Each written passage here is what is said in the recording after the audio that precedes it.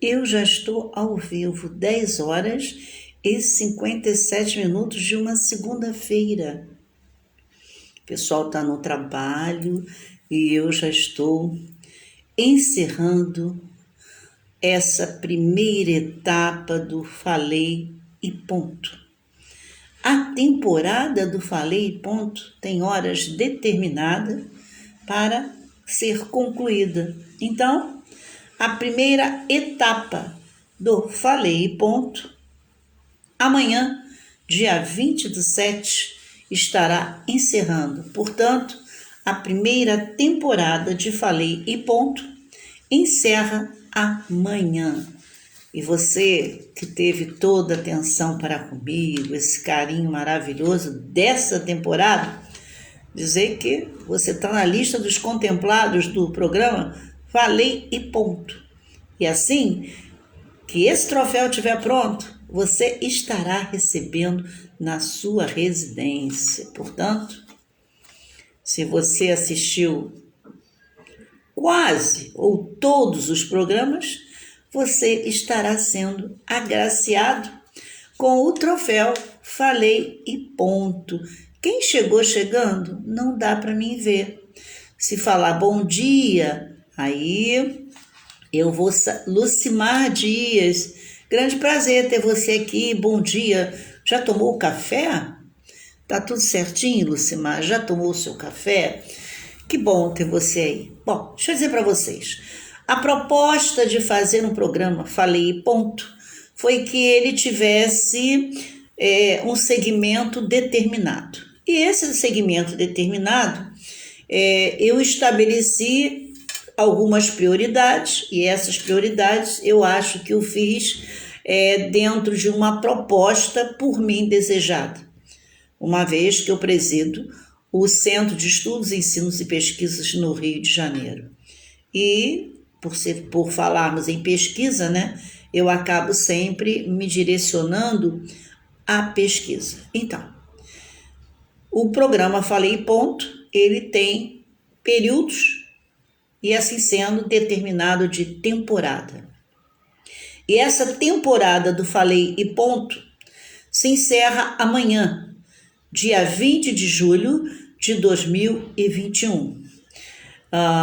Consequentemente, outras temporadas estarão por vir e é o tempo que, de um encerramento de uma para outra, lapidamos aí a proposta para que as pessoas tenham, assim, vamos dizer assim, um programa que não seja maçante, não tenha hábitos do cotidiano, mas que a gente possa falar de cultura geral. Então foi essa a intenção de criar o programa Falei e Ponto. Dom Chico acaba de chegar também, que é o grande articulador da DC Miriti, que todos os dias até às 10 horas faz uma programação com o rei Roberto Carlos. E durante todas as horas do dia, ele está presente na DC Miriti.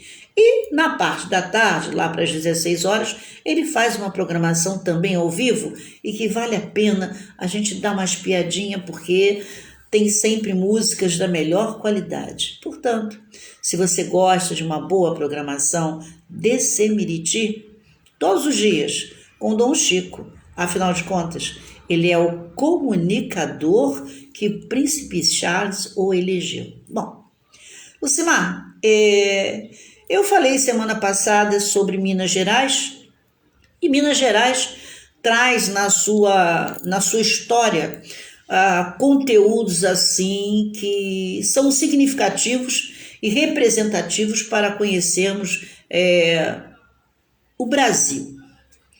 É óbvio que cada estado tem a sua especificidade, cada estado tem um contexto que compõe, né, toda a trajetória, vamos dizer assim, populacional do nosso Brasil.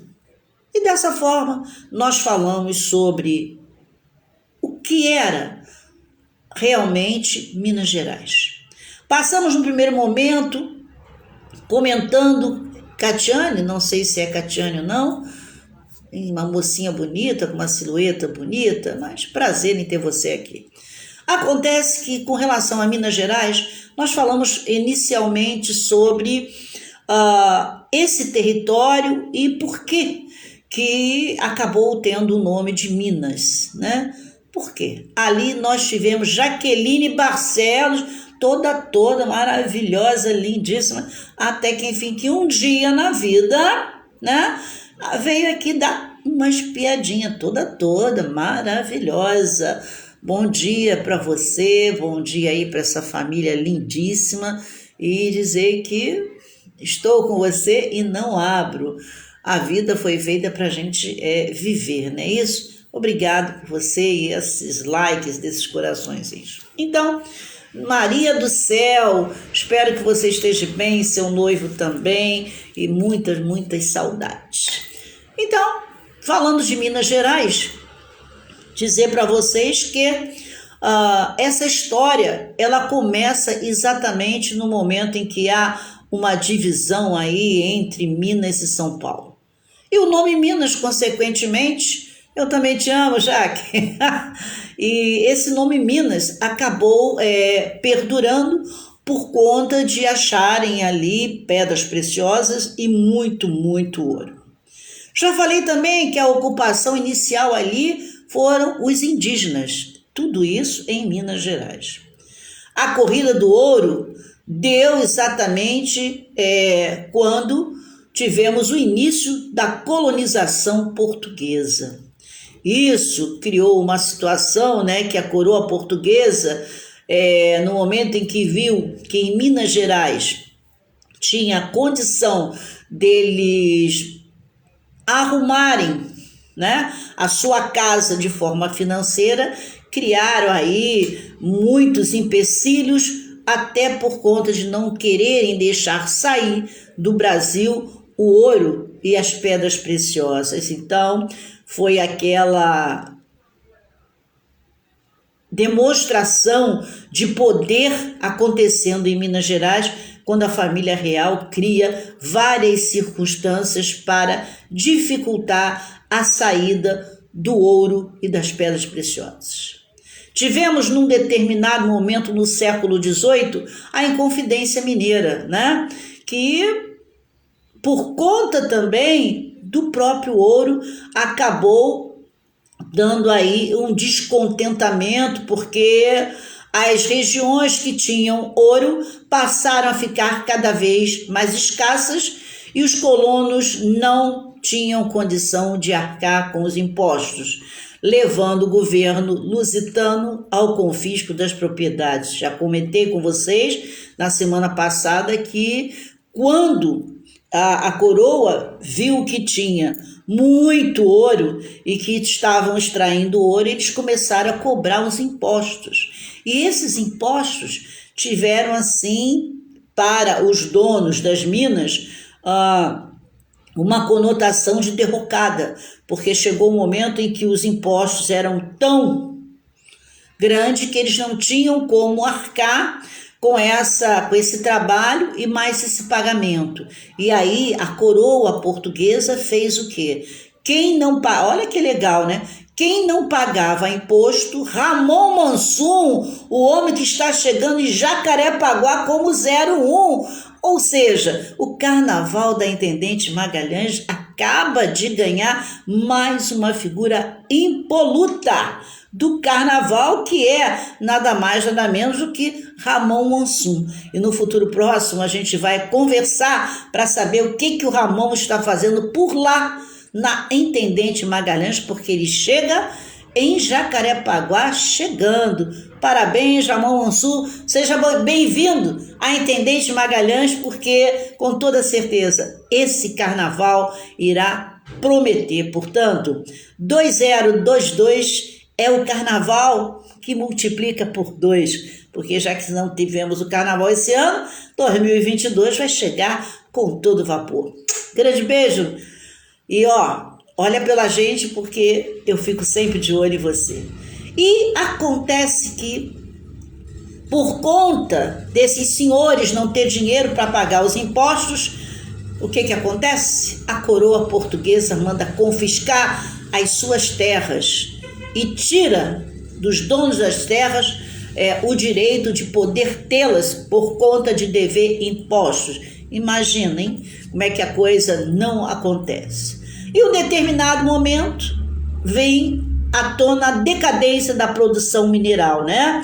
E nessa situação toda, os desbravadores passaram a criar novas fazendas por outras regiões de outro estado. Quando perceberam que em Minas Gerais já não tinha muito como tirar ouro, eles passaram a ir para outros lugares e erguiam capelas, onde posteriormente acabavam surgindo arraiais e vilas. E no início do século XIX, houve uma intensa criação de vilas, freguesias, distritos e municípios. Isto contribuiu para a expansão e povoamento do território mineiro, expandindo as fronteiras lá para a parte do norte e, consequentemente, indo até a província de Pernambuco, ao leste do Espírito Santo, criando assim o Triângulo Mineiro, que antes pertencia a Goiás. A população mineira passou a ser predominantemente rural, ou seja, em Minas, fazendas e mais fazendas, e aí dizer a história política do café com leite. O que é o café com leite? O café com leite foi uma política entre São Paulo e Minas Gerais, que eles acabavam detendo poder, porque por ser Minas rural, a produção de leite teve seu grande ápice, e São Paulo com a lavoura e o café. Então, nesse momento, politicamente falando, quando tivemos assim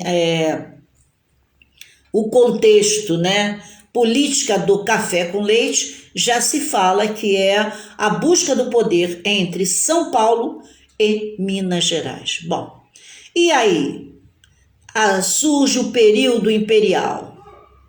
Durante o período imperial, houve duas mobilizações importantes da população. A primeira delas foi a sedição dos militares de 1833. Um movimento que não teve consistência e que queria o retorno de Dom Pedro I ao país, mas foi logo abafado pelo governo provincial.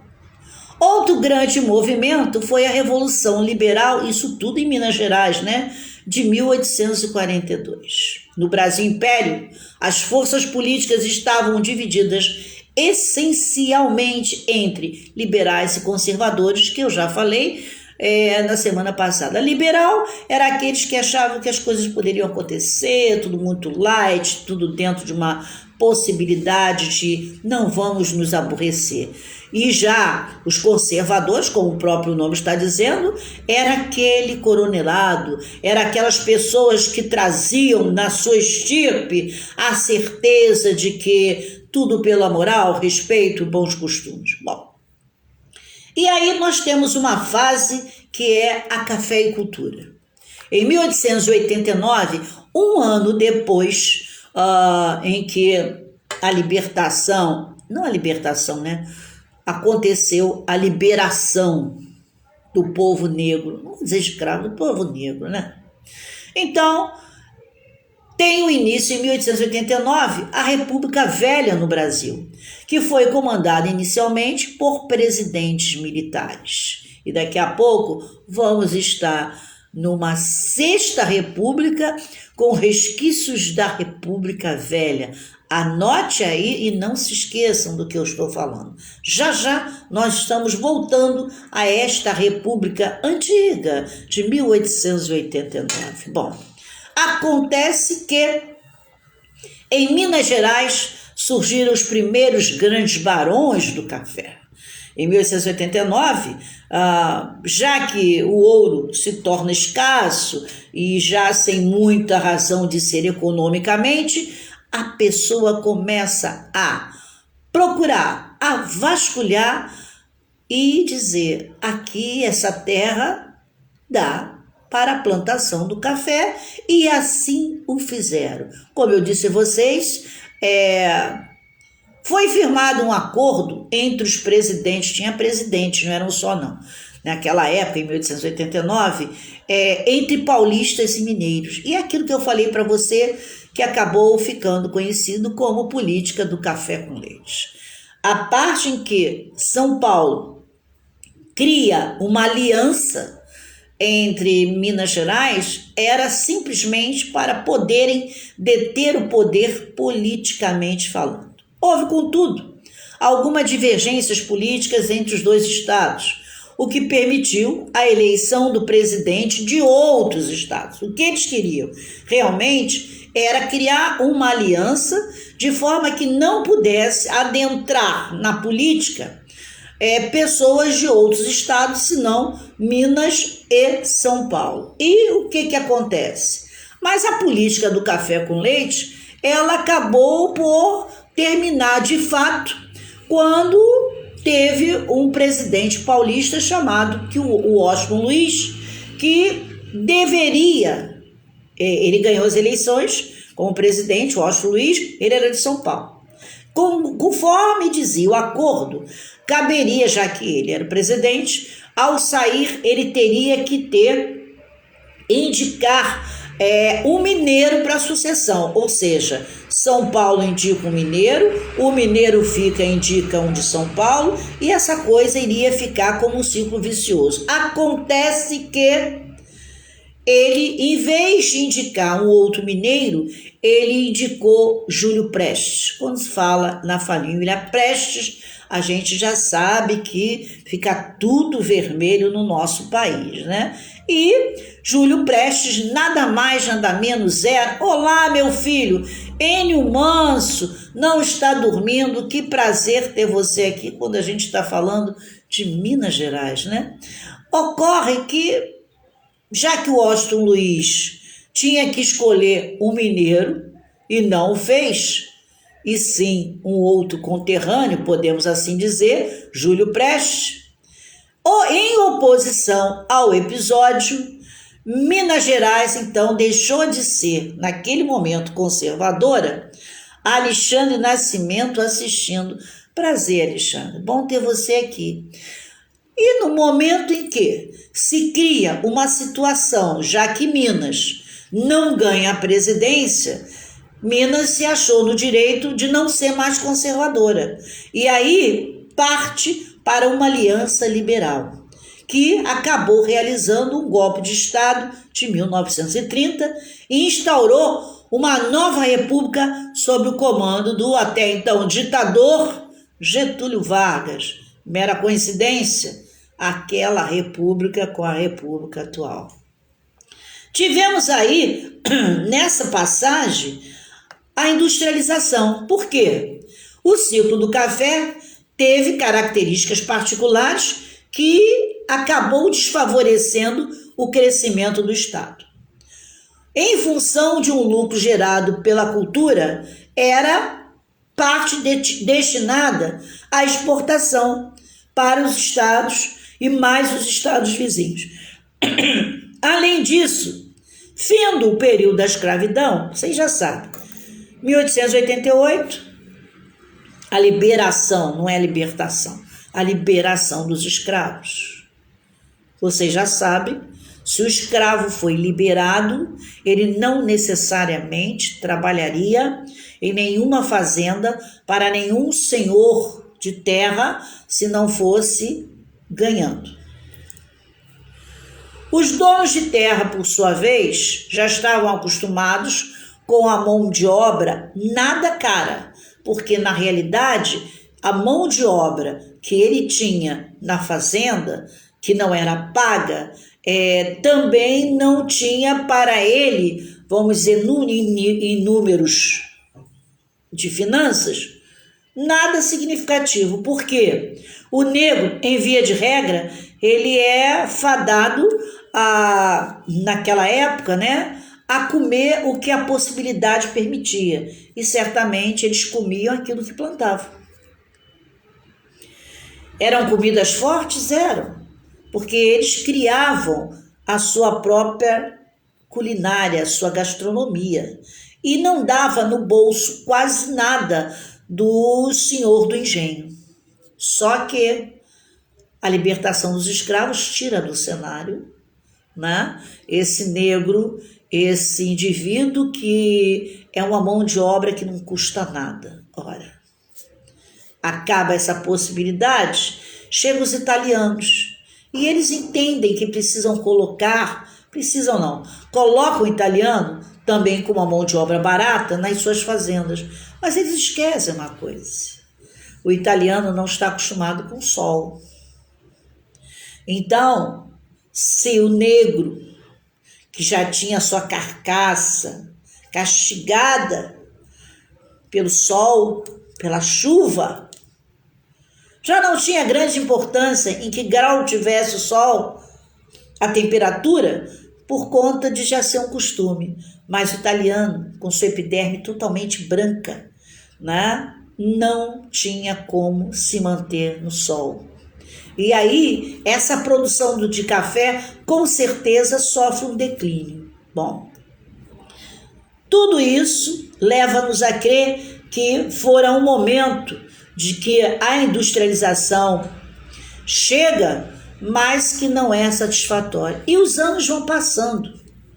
E quando nós chegamos na década de 40 até a década de 50, entretanto, Minas Gerais passa por um importante processo de transformação que visa sanar o problema do desenvolvimento mineiro, principalmente durante o período em que chega Juscelino Kubitschek como governador de 1951 a 1955 e presidente da República em 1956 a 1961. Como vocês estão vendo, a industrialização de Minas Gerais, ela passa por várias repúblicas. E nesse momento em Minas Gerais, com a presidência da República, Juscelino Kubitschek, se cria a Companhia Energética de Minas Gerais, que é a CEMIG. Várias usinas hidrelétricas, milhares de quilômetros de rodovia. Realmente, na era de Juscelino Kubitschek, várias rodovias foram abertas, até porque existia já em 1960, né, aquela intenção de ter o lugar que hoje passa a ser o lugar mais cobiçado, ou por amor ou por ódio, do Brasil, que é Brasília. Assim sendo, o crescimento mineiro ele foi assim de forma vertiginosa. Ele sai de uma fase vermelha e começa a ascender. Bom, esse crescimento foi superior a toda uma média nacional. E os anos foram passando, Minas Gerais se posicionando cada vez mais com o seu superávit, e quando chega a partir da década de 90, o Estado apresentou um rendimento baixo, ou seja, Minas Gerais ele teve momentos de altos e baixos. E ele sai do momento do ouro, das pedras, e depois ele vê que acaba sendo um estado totalmente rural, já não faz mais aliança com o São Paulo, né? Deixa de dar aquela assistência, Minas deixa de ser assistido e São Paulo de dar assistência aos mineiros. Há um racha entre os conservadores e os liberais, e toda a historicidade vamos dizer assim, desse estado, ele passa para uma condição de oscilar. Aí, economicamente falando, Minas Gerais sofre uma oscilação. Numa fase muito boa, na outra mais ou menos, chega ao pico, ou seja, com total, né, vamos dizer assim, condição de um estado promissor, e quando chega numa determinada fase, ele vai e cai. E quando a gente chega nesse momento de 1990, aí tem um declínio e ele fica praticamente fora de um contexto. Bom, Minas Gerais é uma das unidades federativas do Brasil que está localizado aqui no Sudeste, junto com São Paulo, Rio de Janeiro. Lá no Sudeste ele esbarra com Mato Grosso, né? Distrito Federal e Bahia, Espírito Santo. Se vocês observarem, Minas Gerais ele está quase que em conformidade com vários estados da federação. O relevo, ele na sua maioria apresenta atitudes que oscilam, né? Por conta da posição em que Minas Gerais está realmente nesse momento. A hidrografia está entre os principais rios, né, no estado de Minas Gerais, que um deles é conhecidíssimo, que é o Rio Doce, que nasce entre as encostas da Serra da Mantiqueira e do Espinhaço e percorre 853 quilômetros até desaguar no Oceano Atlântico. Ele passa pelo Espírito Santo e, olha, são tantos rios maravilhosos que vocês não fazem ideia. O próprio São Francisco, que é um rio que todos nós conhecemos, ele nasce na Serra da Canastra. Olha só, e é uma coisa assim, vertiginosamente esplendorosa. O clima no estado de Minas Gerais predomina 4 tipos distintos, né? Um que é o subtropical, ele vai passando de acordo com, vamos dizer assim, as áreas em que os rios estão percorrendo também, vão surgindo várias formatações. Chegou tarde, né, Nilza? Estava dormindo, foi passear ontem, foi lá pro samba, se divertiu. Quero saber se está usando água, sabão, gel e essa máscara, né? Vou dar uma pausa aqui. Renato, não gostei de ver você ontem sem máscara, ou melhor, com máscara, mas abaixo do nariz. Máscara é nariz e boca. E daqui a pouco vai tampar tudo. Portanto, Nilza, tô de olho em você, hein? Quero saber onde você estava ontem lá, nos seus abraços lá, nessa fotografia, hein? Eu tomo conta de todo mundo, gente. Eu quero todo mundo sadio, né? Eu quero poder ver essa pandemia acabar, a gente se reunir. Não dá para se reunir com todo mundo, mas uma semana eu quero 10, outra semana 10. Eu sei que os meus amigos... já explicou. Não fui pro samba, e sim uma reunião de família. Tá bom, hein? Olha, hein? Veja lá. Então eu quero todo mundo bem, hein? Quero ver ninguém doente, não. Se a gente estiver aqui, né? Porque Deus é quem sabe, né? O nosso orixás também, a gente vai. Mas vamos fazer por onde, né? Renato, tô de olho em você, hein? Já te passei um pito hoje pela manhã. Bom, então esse clima é interessante, porque Minas, em determinadas noites, é muito fria, né? O estado ele sofre uma influência de frente fria durante o ano todo. Então, o ano todo é passível da gente estar no inverno em Minas. Eu me lembro que eu tive uma ocasião em Belo Horizonte que eu realmente quase parecia que eu lembrei, eu estive lá, eu fiquei 10 dias em Minas Gerais e Belo Horizonte, e em um determinado momento eu me lembrei, né, da Suécia. Eu estive na Suécia em 1970 e teve um dia que eu não sentia nem a orelha nem o nariz, de tanto frio que fazia naquele lugar. E a mesma sensação eu tive em Minas Gerais, em Belo Horizonte. A impressão que eu tinha que eu estava na Suécia, não sei quantos graus abaixo, não sei quantos. Uma coisa absurda de fria que estava. Bom, a ecologia, o meio ambiente, nós já sabemos que Minas Gerais ele é coberto por uma A cobertura vegetal de Minas Gerais é constituída por biomas principais, que é o Cerrado, a Mata Atlântica, o Campos Rupestres e a Mata Seca, né? Esse rupestres, eu acho, Campos Rupestres, eu acho muito chique, né? Muito elegante. O Cerrado, ele predomina em toda a extensão de Minas, mas ali a vegetação ela é rasteira, né? Ela é composta por gramíneas e arbustos, árvores, enfim. Minas tem um cenário bonito, né? Indiscutivelmente é um dos lugares. A verdade é o seguinte: eu sou apaixonada pelo Brasil. Qualquer lugar do Brasil é bonito. De norte a sul, não há um lugar que você diga que lugar feio.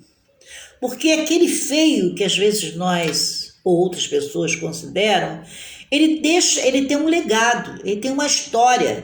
E aquela parte, aquela demonstração de coisa muito feia é em função da própria estrutura. Então, de norte a sul, eu acho que o Brasil ele é lindo. É lindo, lindo, lindo. Né? Então, Minas Gerais é um dos lugares também que a cada cidade que a gente passa, a gente acaba vendo um cenário totalmente assim fantástico, né? A nível de demografia, Minas Gerais é o segundo estado mais populoso do Brasil, ok? Então, ele é o segundo estado mais populoso do Brasil. Imaginem vocês, hein? Ele tem uma população de mais ou menos cerca de 2.800.000 pessoas ou mais. E tem 800 e poucos municípios. Vocês sabem o que é isso?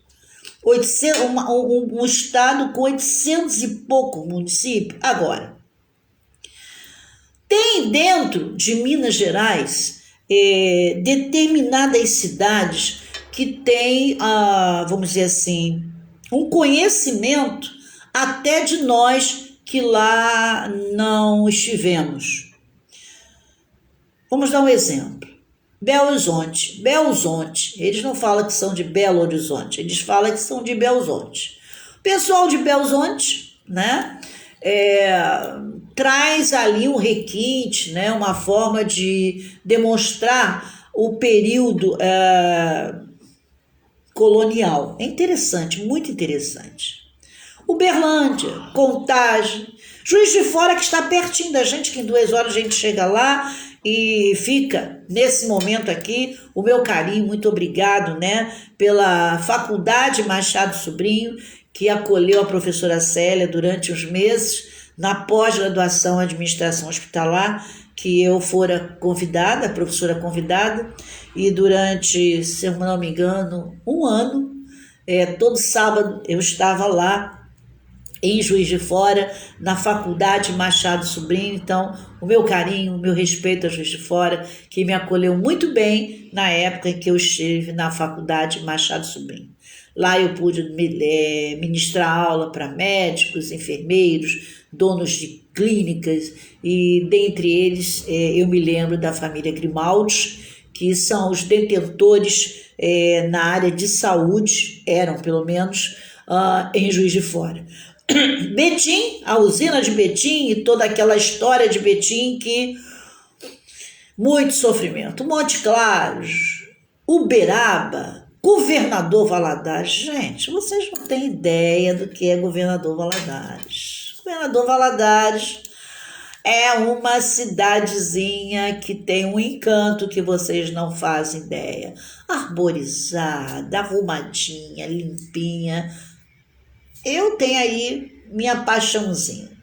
Poços de Calda, na minha época de criança, tinha uma coisa chamada excursão, hoje eu não sei se tem, e nessas excursões o que tinha mesmo era Raposos e Poços de Calda. Gente, minhas alunas passando por aí. Josiana, beijo, dizer que você chegou tarde, mas eu não sei nem como é que você consegue assistir esse programa tendo que trabalhar às 13 horas. Mas eu te agradeço de todo o coração. Um beijo nessa criança, grande lembrança para o esposo. Gente, Minas Gerais, com toda sinceridade, e tem Sabará. Sabará, eu vi rodar um grande filme com artistas famosos da Rede Globo Televisão. Numa ocasião, eu estive lá para fazer a pesquisa do roteiro de uma novela da Rede Globo Televisão. E tinha feito a pesquisa, a minha foi minúscula, porque pessoas renomadas, e eu não era renomada, né, como não sou, mas as grandes figuras aí do jet set, como falo, já tinham feito a pesquisa, e aí nós juntamos, e eu acabei por acompanhar essa, vamos dizer assim, essa filmagem por conta de roteiro, né? No roteiro a gente costuma fazer o quê? No roteiro a gente costuma acompanhar a produção para saber se a xícara está no lugar, se a porcelana é mesmo da época, e em cima disso ver o roteiro e ver toda essa estrutura. E ali eu estava, porque foi um período em que eu resolvi que eu não era mesmo do magistério, né? Eu resolvi que eu ia mudar, eu ia sair de um setor, eu ia sair do setor jurídico, que eu não queria mais, né? Contábil jurídico, que eu já não queria mais ver papel, número, e eu queria ir para uma outra área. E foi o momento em que eu fui para a publicidade e montei o setor de pesquisa. Foi o momento em que eu estive em algumas produções aí, televisivas, de filmes, e eu fui fazer uma gravação exatamente em Sabará com Jacira Silva, que já faleceu, né? Tio Tomé, que também já faleceu, mas Jorge Coutinho, que está vivo hoje e foi presidente do Sindicato dos Artistas do Rio de Janeiro. E lá estive. Então, Sabará me recebeu de braços abertos também. Barbacena, que é a terra dos cadetes, né? Ali nós temos a escola de cadetes, se eu não me engano, a escola de cadetes de Barbacena, que agrega ali os alunos, né? Os futuros militares de ponta do nosso país. Então, vão eles lá para Barbacena estudarem e se formarem, saem cadete, aquela coisa toda. Tatiana, grande abraço, prazer em ter você aqui, muitíssimo obrigada. Bom, e agora nós vamos falar da etnia, né? E de acordo com o censo já passado, né? Pouco mais da metade da população mineira é branca. Portanto, hoje, em torno de quase 50 e pouco por cento se autodeclaram branco, enquanto uma outra parte preta. E um detalhe, a nível de pessoas que se declaram pretas em Minas Gerais, apenas 9,2%, ou seja, o restante se divide entre brancos e os chamados pardos, né? Que são os mulatos. E a nível de pessoas negras, nós temos 9,2% dessa população. Agora eu queria saber como, de que forma, de que maneira, uma vez que Minas Gerais teve, eu não entendo, se alguém puder saber com relação a isso, eu ficaria satisfeita. Se Minas foi um lugar que teve, até porque é o segundo estado mais populoso do Brasil, eu só queria saber como ficou os descendentes daqueles escravos, já que não eram tantos senhores de engenho assim para deixar, né, vamos dizer assim, uma quantidade enorme de pessoas brancas. Eu não entendi, mas a gente tem que falar, quando se faz uma pesquisa, a gente tem que ir e debruçar nos livros e acreditar naquilo que os livros contam, uma vez que eu não vivi aquela época. Mas eu acho meio absurdo, já que Minas é um dos estados mais populosos do Brasil, com uma das maiores populações, é o segundo maior, sabendo que foi uma terra com ouro, com pedras preciosas, e que essa extração ocorria por conta de escravos. Aonde está essa descendência? E aí, só ter 9% de pessoas negras nesse estado? Mas é o que dizem, porque os livros dizem que a maior parte da população mineira é descendente de colonos portugueses originários do norte de Portugal e de escravos africanos. Se é a maioria de portugueses e escravos africanos, como é que eu só posso ter 9,2 de negros? E um detalhe, esses escravos africanos, sobretudo, eles vinham do oeste africano e de bantus, vindos durante a época da mineração, como eu acabei de falar para vocês, no século XVIII. E após a decadência, quando chega no século XIX, eles vão trabalhar na produção agrícola. Então, como é que eu posso dizer que em Minas Gerais só tem 9,2% de negro? Eu não sei onde eles colocaram o restante dos negros, porque é impossível, é impossível que houve uma escolha entre branco casar com preto, branco casar com preto, branco casar com preto para sair pardo. É impossível que não exista um amor na negritude, meu Deus. É impossível que uma negra não queira casar com um negro, ou não tenha casado. E que esses filhos, por sua vez também, não tenham casado com negros de outra família. Qual é a explicação? Eu não sei, mas os livros dizem que 9,2% de negros existe em Minas Gerais. No mais, ou são brancos, ou são pardos, e deixando bem claro que a maioria é branca. Veja bem, se autodeclaram branco. Bom, porém, além deles, contribuírem para essa diversidade, mineira de imigrantes, sobretudo italianos.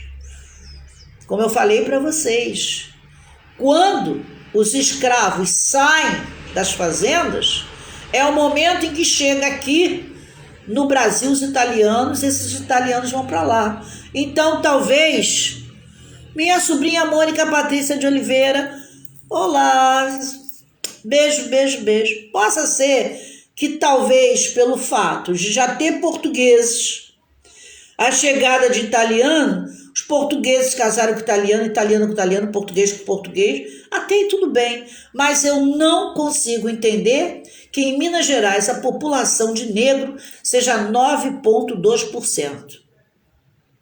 Um beijinho para você também e volte correndo para o trabalho. Tudo bem?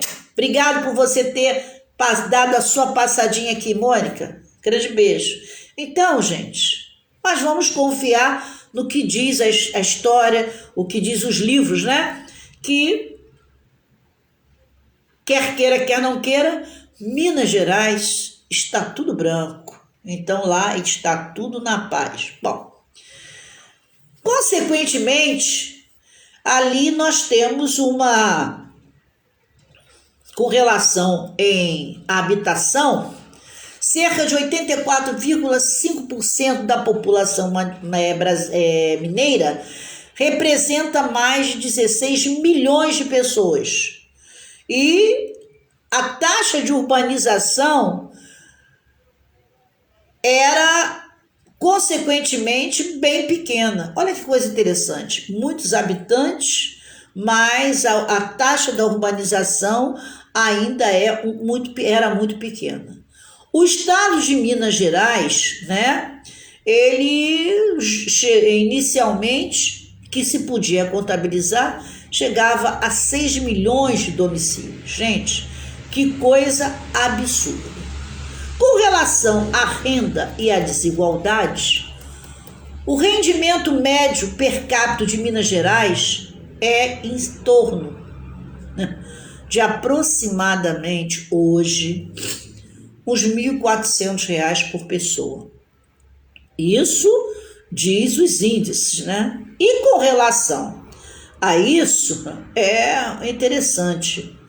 O salário mínimo, ele varia, né? De acordo vamos dizer assim, de região para região, né? Ó, a Nilza acabou de dizer para mim aqui. No Vale do Jequitinhonha tem muito negro. Olha só, eu acho que tem uma coisa errada.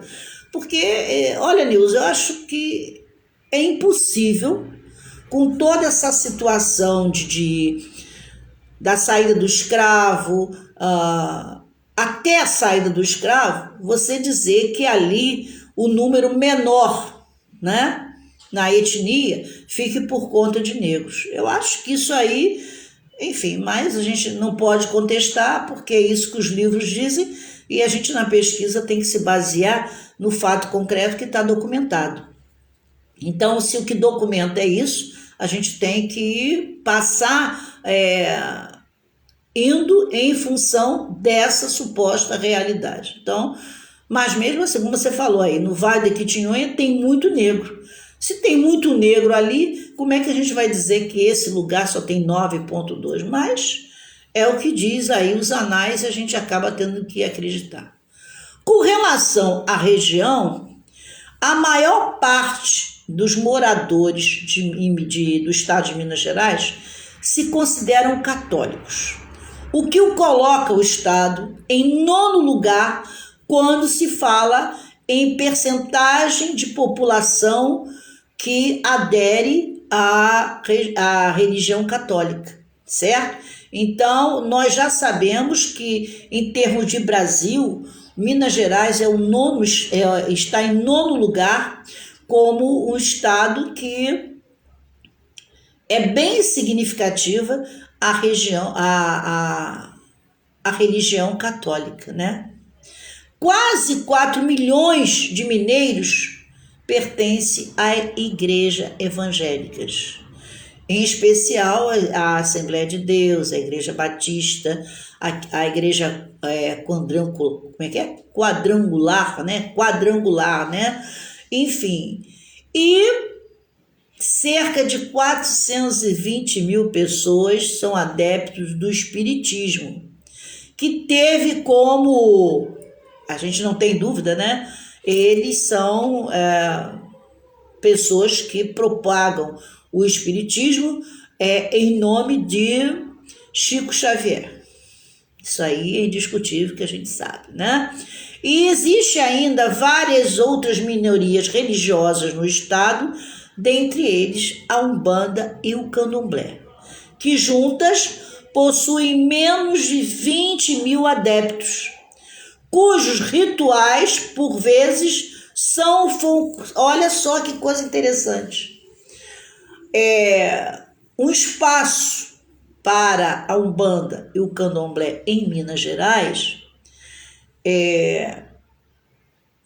cria ali uma confusão, onde as pessoas acham que os rituais que ocorrem na Umbanda e no Candomblé, eles são confundidos com tradições folclóricas, ou seja, ali quando estão as pessoas propagando, né, a sua religiosidade a nível de Umbanda e Candomblé, provavelmente quem passa diz, bom, eles estão fazendo, vamos dizer assim, eles estão fazendo uma manifestação folclórica. Isso significa que o Estado, por si só, mantém em lugar, vamos dizer assim, bem reservado, essa cultura africana. O que destoa de ser Minas um estado que traz para a história uma estrutura negra. Quem não se lembra? Chica da Silva, do cativeiro zombou, apesar de não possuir grande beleza. Chica da Silva surgiu no seio da mais alta nobreza. Pois é. E o Confins de Vilamonte, né? Chico Rei, que foi uma figura emblemária. Tudo isso nós temos uma história que a história não conta, que está dentro de Minas Gerais. Olha quanta negritude na bagagem histórica desse estado para termos aqui 9,2% de sua população. A menos que os negros debandem para outros lugares. Há indícios de, não temos nem que contestar. Até porque Minas Gerais fica muito próximo do Espírito Santo, de Pernambuco, do Rio de Janeiro. Há indícios de termos, sim, alguns negros que possam efetivamente debandar para, vamos dizer assim, para outros estados, né? Eu acho que isso aí é uma pesquisa que eu, no futuro próximo, vou me aprofundar, sim, porque eu fico muito preocupado quando eu vejo perguntas em que as respostas não sejam satisfatórias, porque vocês sabem muito bem que nós vivemos sempre aquele momento de questionamento de alunos, né? Eu já não estou muito em sala de aula. Quando eu chego em sala de aula, eu já chego com uma proposta definida, que não é essa, até porque não sou professor de história, mas leciono história do direito, e que muitas das vezes desemboca num ato político oriundo de uma cidade. E aí a gente tem que saber a história para poder falar no direito. E eu não tenho essa preocupação nem essa necessidade. Mas até por curiosidade, eu vou aprofundar sim o meu estudo com relação a Minas, porque a gente precisa falar com consistência, porque às vezes os alunos nos perguntam e a gente não pode ficar oscilando entre o talvez sim e o talvez não, né? Bom, gente, com relação à política, o estado de Minas Gerais, assim como em uma república, é governado, como sempre, por poder executivo, legislativo e judiciário.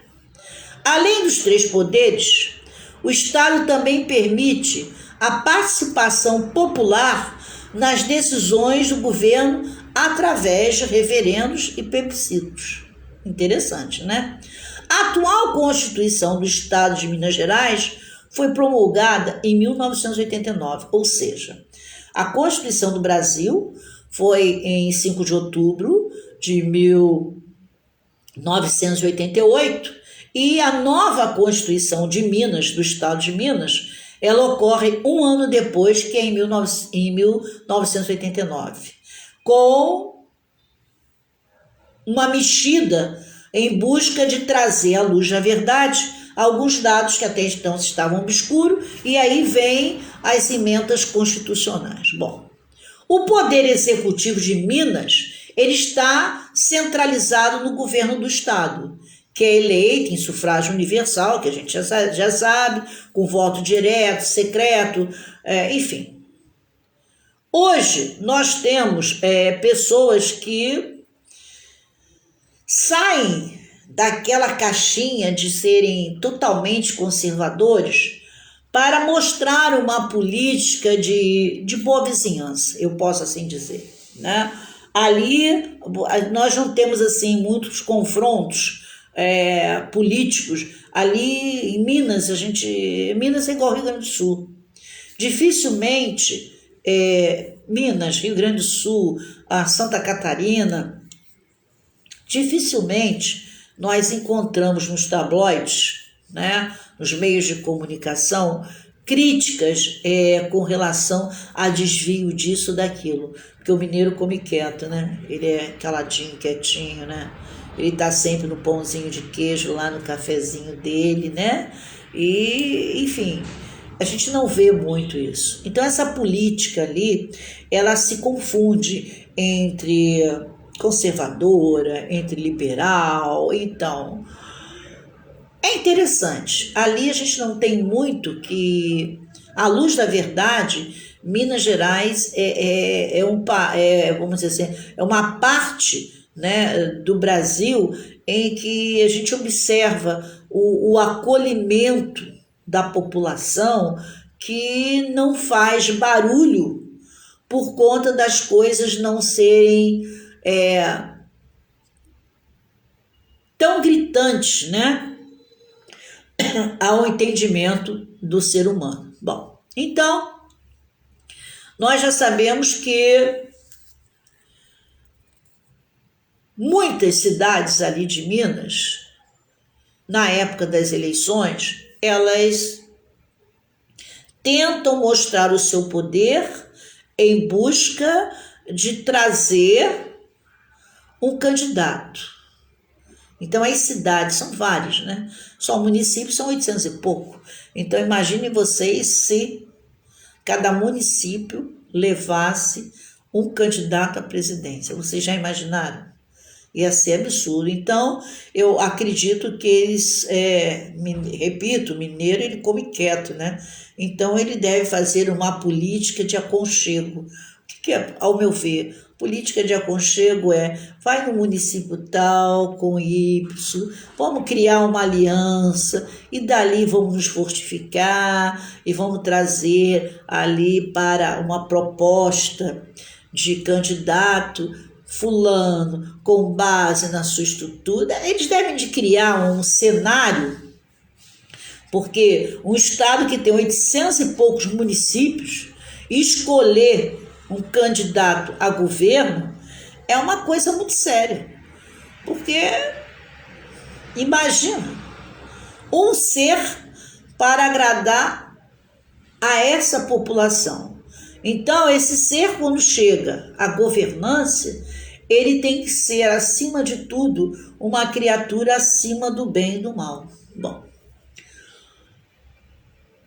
hoje nós temos ali, né, a casa política, chama-se Palácio da Inconfidência. E lá estão 77 deputados que são eleitos durante os anos políticos que for necessário. O Tribunal de Justiça de Minas Gerais, ele é considerado, como todo lugar do Brasil, a alta corte, né? E, consequentemente, nível de pessoas que votam, 15 a 18 milhões de pessoas vão à urna votar. Isso significa que é o segundo maior colegiado eleitoral do Brasil. Continuo dizendo a vocês, é só tomar por base anteriormente a política do café com leite e a gente percebe que até hoje Minas Gerais e São Paulo ditam. E Dayana Alfradique, esses olhos lindos, fora minha aluna, prazer em ver você aqui também pela primeira vez, Dayana, que bom. Então, gente, imaginem vocês, a política do café com leite, ela ainda existe até hoje e Minas Gerais continua sendo o segundo maior colégio eleitoral do Brasil. Então, quem vai eleger mesmo presidente da República, em via de regra, na sua maioria, vai ser Minas, São Paulo e Rio de Janeiro. Senhores, estamos a 11 horas e 56 minutos, dizer para vocês que amanhã encerra a temporada, essa primeira temporada do Falei em Ponto, e eu vou continuar concluindo o estado de Minas Gerais, por conta de ter coisas assim maravilhosas e que nós não podemos deixar de mencioná-las, porque o estado de Minas Gerais, ele é grandioso. E tem algumas coisas que é viável, salutar e necessário. A temporada do Falei Ponto, ela termina exatamente amanhã, essa primeira temporada, no dia 20 de julho de 2021. E estarei chegando com uma outra temporada, com uma outra estrutura, né? Então, cada temporada eu tenho um nicho a tratar. Certamente, a próxima temporada eu estarei por conta ainda dos estados do Brasil, né? E devo ir, vamos dizer, agosto, setembro e outubro, entre estados do Brasil e, consequentemente, o carnaval. A partir daí, obrigado, José. A partir daí, eu vou à terceira temporada, então será novembro, dezembro, janeiro, fevereiro, eu vou me ater única, exclusivamente aos festejos de Momba. Então, sabem vocês que eu estarei na segunda temporada do Falei Ponto, mencionando ainda os estados do Brasil, contando suas histórias, os seus causos, as suas figuras importantes, porque eu acho que é fundamental nós adquirirmos cultura.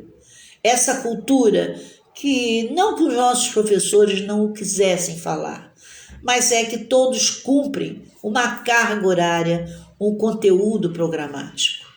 E as entrelinhas da história nem sempre são fatos que se tem como abordar, uma vez que é necessário que se tenha tempo para fazer uma exposição. Como vocês veem, nós estamos às vezes 1 hora. Em 1 hora, nós aprendemos, eu digo aprendemos porque eu venho aqui com uma proposta de pesquisa que já fora feita, mas que eu tenho que lapidar, porque tem dados que mudam. Por exemplo, eu quando falo em censo, eu falo em censo de hoje. A pesquisa às vezes traz um censo de 12, 13 anos atrás, então eu tenho que ir no momento para poder me adequar. E a escola, ela tem um conteúdo fechado. E por conta disso, eu acredito que os professores não tenham como expandir esse conteúdo. Mas a minha proposta é o quê? É aclarar a mente, a nossa mente, para que todos que aqui estão, uma boa parte gostam do magistério, uma boa parte gosta de conhecer da história, ter até dados e elementos ilustrativos. Então, amanhã é o último programa Falei Ponto dessa temporada e virei eu, a partir de agosto, com uma outra temporada mencionando 2 dados, né? Os estados da nossa federação e, consequentemente, nos estados, eu estou falando nas cidades, nos bairros, e depois eu vou me ater exclusivamente ao carnaval. Quem mais assistiu o programa, eu estarei enviando de alguma forma uma lembrança como participante da primeira temporada do Falei Ponto. E quem sabe, se você não estará na segunda, na terceira, enquanto houver voz e assim eu puder fazê-lo, eu vou estar aqui trocando figurinhas com vocês e, de preferência, enriquecendo a nossa estrutura cultural. Aprender, saber, conhecer, falar, tudo isso nos remete à certeza de que os dias se tornam melhores. A cultura, eu não estou falando aqui em formação, eu não estou falando aqui em graduação, eu não estou falando aqui em ser doutor, em ser doutora, eu não estou falando isso. Quando eu falo em cultura, eu falo cultura de forma ampla e restrita para qualquer figura humana que queira aclarar a sua mente. O ato de saber de estar inserido no conhecimento cultural, não nos remete exclusivamente a um banco de universidade ou qualquer escola. E sim, a uma forma de fazer com que eu seja um ser mais esclarecido.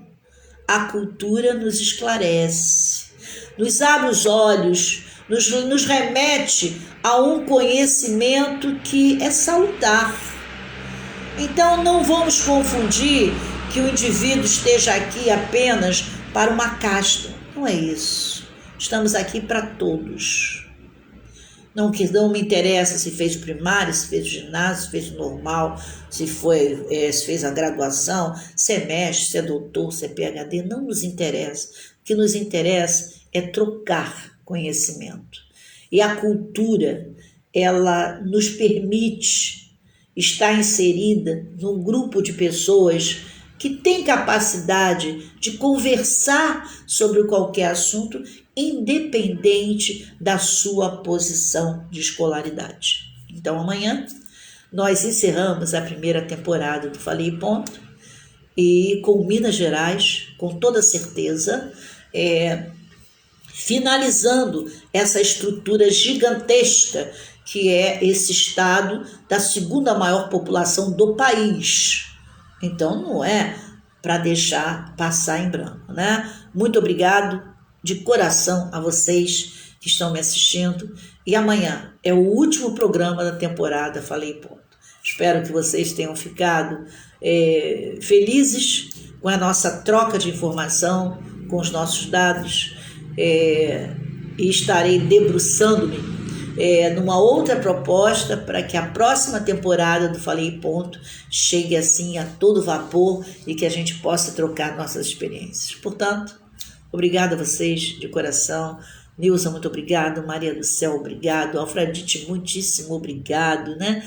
Meu Deus, minhas alunas surgem assim de repente, eu só falo o nome das pessoas que eu vejo o rostinho aqui, e aí eu deixo de falar o nome delas, aí eu fico aborrecida mas a todos vocês que perdem um tempo para poder assistir ao nosso encontro, né? Eu fico muito feliz.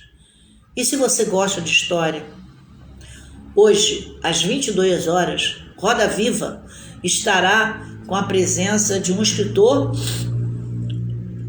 que passa por um viés onde a escravidão é o ponto crucial da sua, vamos dizer assim, das suas escritas. E ele estará sendo alvo de, vamos dizer assim, de questões necessárias, de questionamentos necessários sobre a escravidão do Brasil. E hoje, às 22 horas, na TV Cultura, no Roda Viva, teremos a presença desse grande escritor. Estarei assistindo, não tenha dúvida. E se você gosta de história, se você gosta de saber de cultura, se você quer saber das raízes africanas, hoje, no Roda Viva, às 22 horas, o escritor estará lá falando sobre o seu segundo livro, que versa sobre o momento único do nosso país, que é a liberação dos escravos. Porque vou morrer dizendo, nós ainda não fomos libertos, e sim liberados. Grande beijo, obrigado pela presença, pela audiência, como sempre, e dizer para vocês que é muito bom ter um espaço, um tempinho, para de quando em vez a gente falar da nossa cultura, porque é fundamental poder parlamentar sobre fatos e assuntos interessantíssimos. Recomendem vocês o canal Professora Célia de Franco, que todos os programas estão lá. E apertem lá no sininho e deem uma olhadinha, porque aqui não tem nenhuma proposta, nem política, nem econômica, nem financeira. Apenas socioeducacional. Fiquem bem e amanhã não se esqueça, a última temporada do Falei e Ponto. Espero você aqui amanhã para a gente terminar de falar desse pãozinho de queijo, desse cafezinho fresquinho e desse time que está em Minas Gerais. Quem te conhece não esquece jamais. Grande Minas Gerais. Até amanhã, se Deus quiser. Beijo, beijo, beijo. E não se esqueçam, se não for para causar, é melhor nem ficar. Até amanhã, se Deus quiser.